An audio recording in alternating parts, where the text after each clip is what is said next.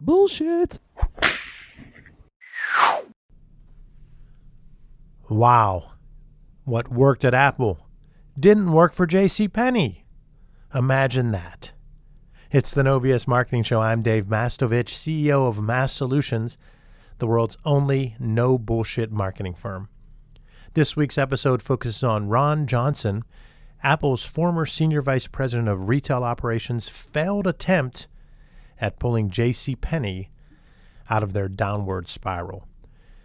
If you're unfamiliar, Ron Johnson surged to fame because of his tenure at Apple, in which he built the Apple Store into the phenomenon that it is today. He took the CEO job at JCPenney in 2011, and many believe that this was the saving grace that the failing department store needed. However, his successes at Apple didn't translate well. To kick things off, he developed a three-part strategy to make the struggling company be more like his former powerhouse, Apple. His three-part strategy consisted of the following. Number one, eliminate discount pricing. Number two, change how merchandise is organized. No longer by function or by department. No more men's, no more houseware, etc. Number three, dropping JCPenney and calling it JCP. Huh? That doesn't make sense from a marketing standpoint, but maybe Johnson did intensive marketing and competitive intel, the market research, and found out something that would justify these seemingly contradictory moves. Maybe he found something out that we're not aware of. Nope. Johnson didn't invest the time, energy, and money in understanding JCPenney's customer opportunity.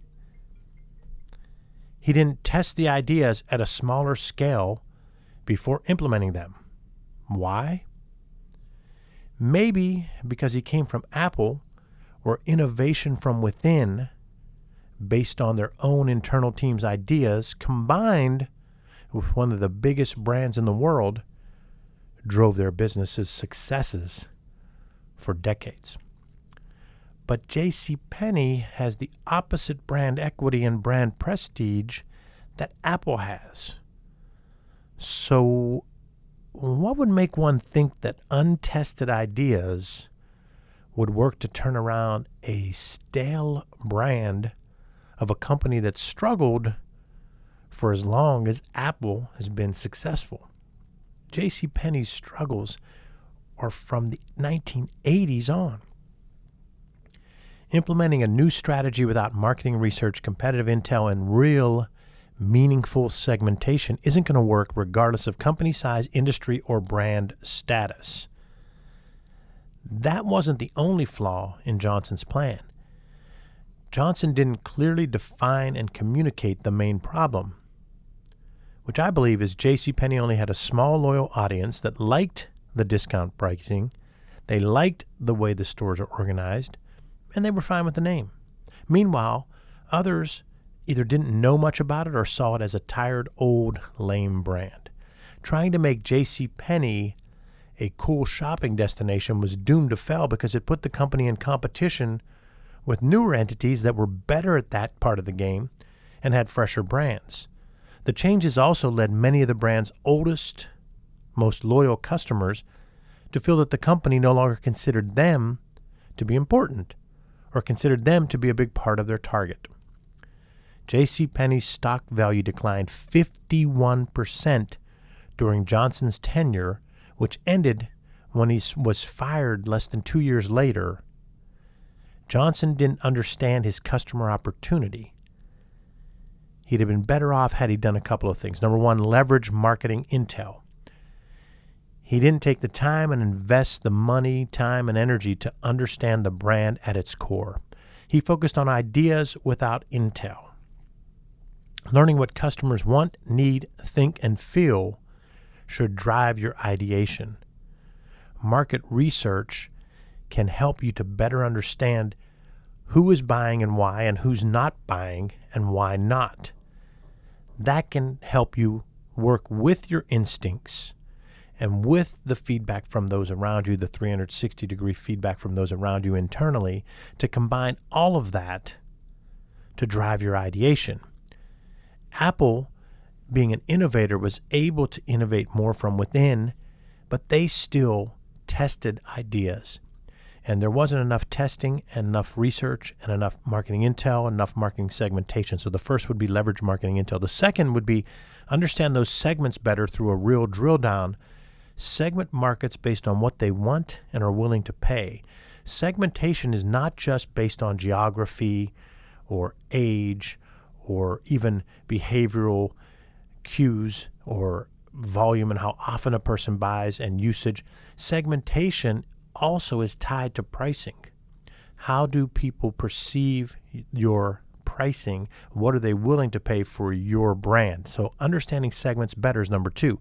Number 3 is create new big idea messaging that plays off of strengths to keep current customers while offering new options to try and attract new customers. Changing the name to JCP isn't awful, but it's nothing great. It's not going to make your current customers want to buy more, and I don't think it's going to necessarily attract new ones. Shifting all the stuff that your current customers liked pretty much says, hey, we're just going all in for all new stuff. Forget about you guys that are our base. That wasn't going to succeed. There's a 51% drop in stock value. The next one is measure, read, and react. Use both tactical marketing metrics and strategic marketing KPIs so you can assess what's working and what needs changed. Then respond based on what the market tells you. Johnson's reign as CEO of JCPenney provides a great lesson for marketers regardless of company size, industry, and brand perception. Focus on understanding your customer opportunity. Answer your 2 why questions, your why or reason for being and your customer's why or reason for buying.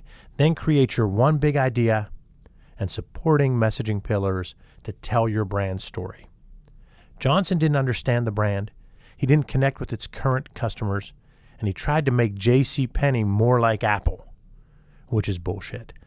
JCPenney was never able to rebound, and their nosedive into failure continues as they are closing stores across the United States. Ultimately, the market is the judge and jury of all your efforts. If you understand your market, their wants, needs, and perceptions, you can do real marketing and thrive. Or you can try to imitate someone else's brand and see how that works for you. This marks the end of another episode of the No BS Marketing Show, recorded from our studios in bold, beautiful downtown Pittsburgh, Pennsylvania. Remember, ask yourself, what's the big idea, and build your story around the answer. It's all about bold solutions, no BS.